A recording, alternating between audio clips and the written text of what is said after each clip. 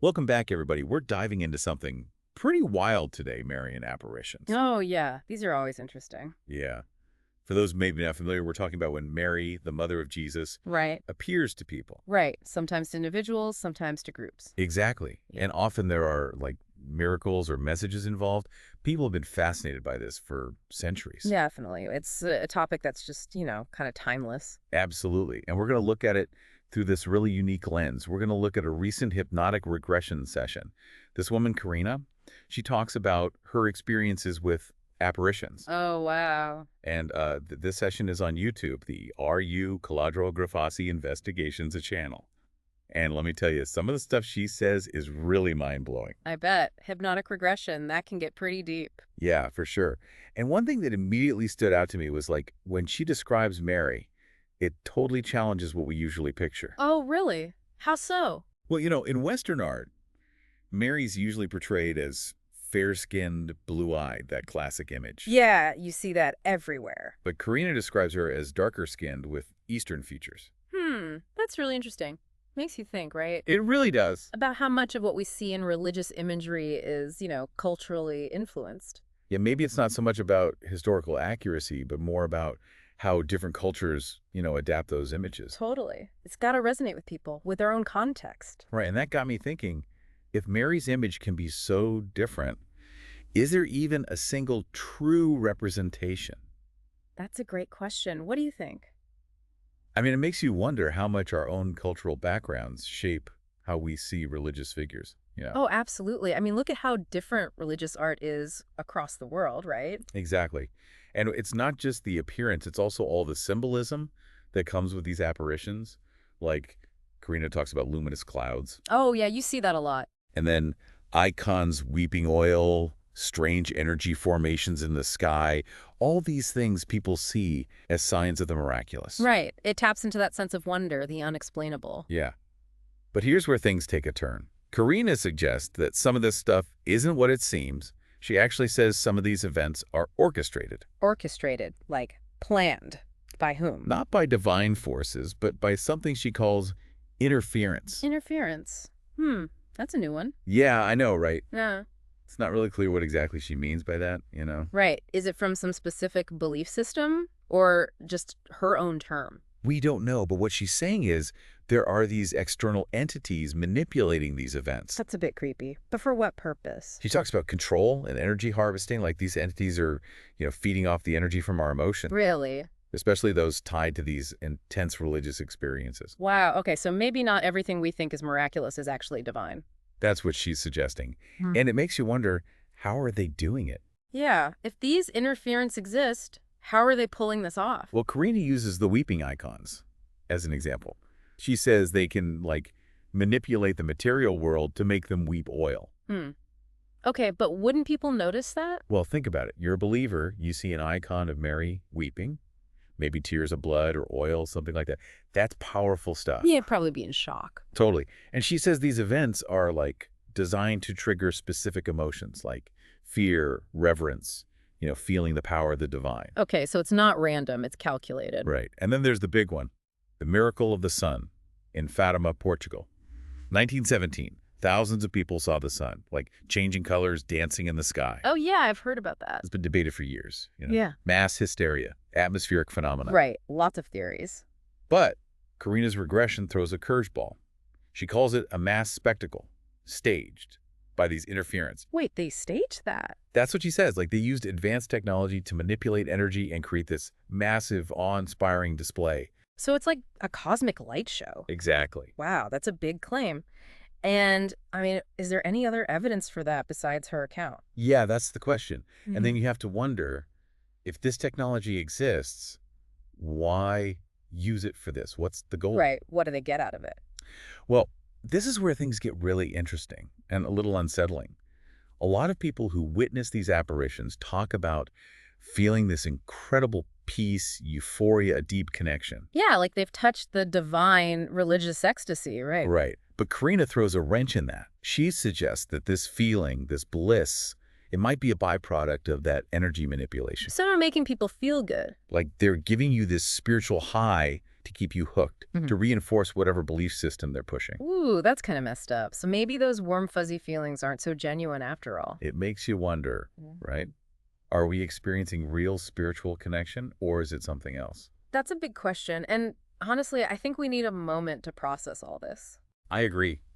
This is a lot to unpack. It's like we're just scratching the surface here. Yeah, Karina's account is full of stuff like this, and we're just getting started. So this whole thing about feeling good, it makes you think, what about people who aren't already believers? Right, like do they even get affected by these apparitions? Exactly. You'd think if these interferents want control, energy, whatever, they'd focus on the devout, right? The Yeah. people who are already primed for it. Well, Karina actually talks about that. It's kind of surprising.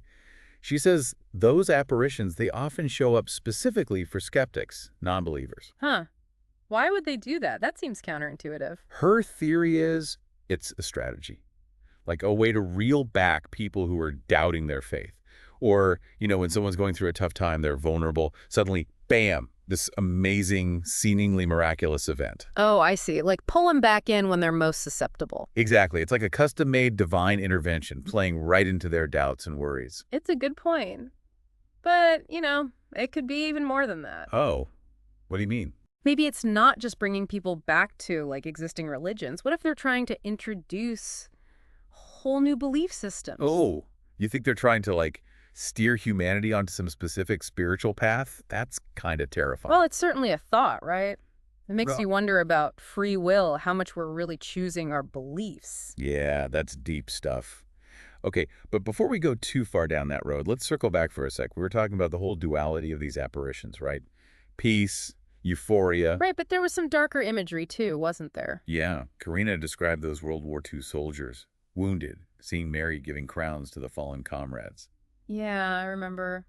A very comforting image, offering peace in the afterlife. Totally. But then she describes something completely different.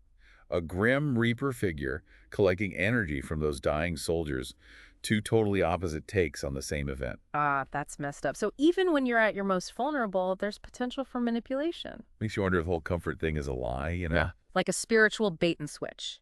You're drawn in with promises of peace, and then bam, something else is going on. It really makes you question whether you can trust those feelings, those visions. You gotta be careful. Use critical thinking. Can't just accept these things at face value. Right, especially when you consider what Karina said about those tactics evolving, like getting more sophisticated as technology advances. Oh, yeah. She mentioned something about Blu-ray technology, projecting images, influencing perception, stuff like that. It sounds like something out of science fiction. Yeah. Manipulating beliefs with technology, really. It's a wild idea, but think about it. Social media algorithms, they already kind of do that, right? They show you stuff that reinforces your beliefs, create these echo chambers. Yeah, true. I've totally fallen for that What? before. It's like the internet knows me too well. So are algorithms like spiritual technology then? Haha, not quite. But it shows how tech can shape how we see things, how we act. Now imagine that, but way more advanced. Tech that messes with your brain directly, puts images and ideas right in there. That's kind of what Karina's hinting at. Whoa. Okay, but then, like, what even is reality? If your experiences can be manipulated like that, how do you know what to trust? That's the big question we got to figure out. As tech gets crazier, the lines get blurry. Reality, spirituality, even consciousness, it's all going to get challenged. So it's not just about what we see, it's about how we see it, right? The whole way we perceive reality. Exactly. We got to be aware of how our thoughts, our beliefs, even our feelings can be messed with. Technology or maybe something else entirely. Okay, my brain is officially fried. Yep. We started with apparitions, and now we're talking about, like, spiritual hacking and the nature of reality. This is intense. And we're not done yet. Karina had a lot to say about how those manipulative forces are adapting to our changing world. It's relevant to all of us right now. Okay, well, deep breaths, everyone. Yeah. Because I have a feeling part 3 is going to be just as mind-blowing. Oh, definitely. Stay tuned. Okay, so we're back, and I'm still trying to wrap my head around all this.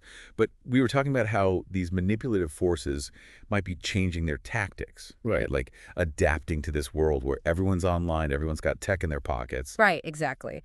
And this is where Karina's insights get really interesting, even a bit scary. She talks about how they're moving away from those, like, traditional energy points, Hmm. those sacred sites, objects, the stuff that people believe holds spiritual power. Yeah, okay. I'm with you. Instead, they're using, well, she calls it advanced technology, but basically they're hacking into our perception directly. It's like mind control, but on a whole new level. Hold on. Slow down for a sec.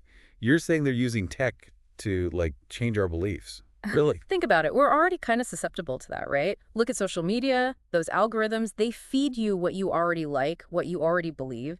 You end up in these echo chambers. It's hard to break out. True. That's happened to me. You start reading about one thing, and suddenly your whole feed is full of it. It's kind of freaky, actually. So, are you saying Facebook is like spiritual technology now? Haha, no, not exactly. But it shows the potential, right? Tech can shape what we see, how we think, even if you don't realize it. Now imagine something way more powerful, something that can bypass all that and go straight to your brain, plant images, ideas, whatever they want. Whoa, okay, now the AI is science fiction. But if that's even possible, how can we know what's real anymore if someone can just mess with our experiences like that? That's the challenge, right? As technology gets more powerful, those lines between real and fake, they get blurry. We need new ways of thinking, a new kind of skepticism to deal with this. So it's not enough to just like question what we see. We got to question how we see it, the whole process. Exactly. We got to be aware of how our thoughts, our beliefs, even our emotions can be manipulated. And not just by like obvious things, propaganda, advertising, that stuff, but maybe by forces we don't even understand yet. Okay, whoa. So we started with Marian apparitions, these visions of Mary, and we've ended up in a conversation about mind control and like the nature of reality itself. It's a lot, right? But it's all connected. What do you think are the most important things for people to like take away from all this as they try to make sense of the world with all this tech and everything? Well, don't just believe everything you see or hear. Question things, be skeptical, not cynical, but, use your brain. Right. Be critical, think for yourself. Exactly. And learn about how tech works, especially this new stuff, AI, virtual reality, all that. That's where things are going to get really wild. So knowledge is power, basically. Mm. The more you know, the harder it is to be tricked. Definitely. But also, trust your gut. That feeling you get when something's not right. Don't ignore that. Trust your instincts. I like that. So in this world where tech and spirituality are kind of colliding, the most important thing is to trust yourself, right? Be the one who decides what's real for you. That's it. It's all about taking control of your own spiritual journey. That's a great way to put it. Thanks so much for joining us for this deep dive. It's been a lot to process, but super fascinating. To everyone listening, keep questioning, keep exploring, and most importantly, keep thinking for yourself. See you next time.